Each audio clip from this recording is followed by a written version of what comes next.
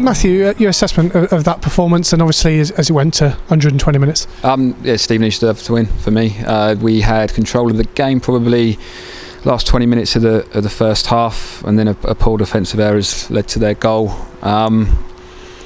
In second half, they were on top. To be honest, we just didn't keep the ball well enough tonight. We didn't value possession. I said that after the Dereham game. I feel like I'm repeating myself, but we have to keep the ball better, and we have done this season, but for reasons that we need to find out, and we will over the next few days. That the boys just seemed a bit nervy tonight, and their touch wasn't assured, or their passing, etc. So disappointing performance. So, but it's full credit to Stevenage, they deserve to win. Yeah, sometimes then Cupta, as you say, if you've not got your fluency, you got to get to half time, don't you? You conceded right on the stroke of half time, which sets you back really. Yeah, it does, but I felt we were well in the game at that point. I thought we, like I said, gaining some control, but it's just a defensive error that you can't legislate for, really. It's a focus and a concentration to keep the ball and move the ball quickly, and we probably didn't do that enough at times, especially in the second half and an extra time. So, disappointing night.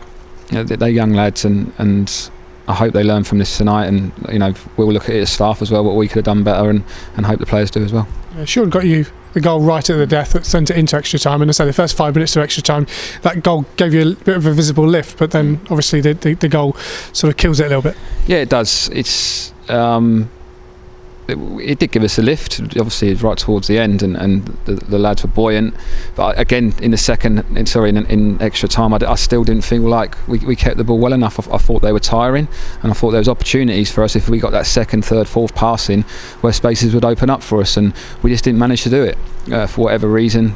Disappointingly, watching on the sidelines, we couldn't get any fluency in our play whatsoever, apart from, like I said, that 20-minute period for the end of the first half. As visibly disappointed as you are with the performance, you actually had 2 or 3 really good chances. Obviously Brad Roltz had a shot save, and then obviously Bobby Copping right in the end. Yeah, we did.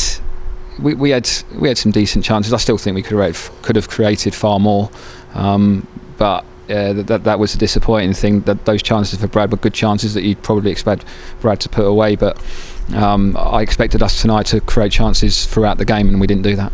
Yeah, obviously you had to go very young today in terms of your team lineup. Obviously you had a couple of players, obviously the first team group, Flynn's still injured as well.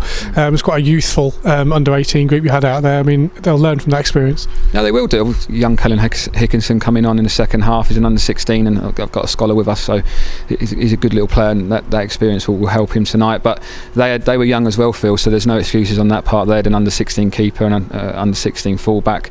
And yes, it's brilliant that Ricky and Harrison were the first team. That's our job ultimately, of where we are in the academy, so there's no gripes there whatsoever. We thought we had a team tonight that was good enough to go out and win the game, and we didn't do that.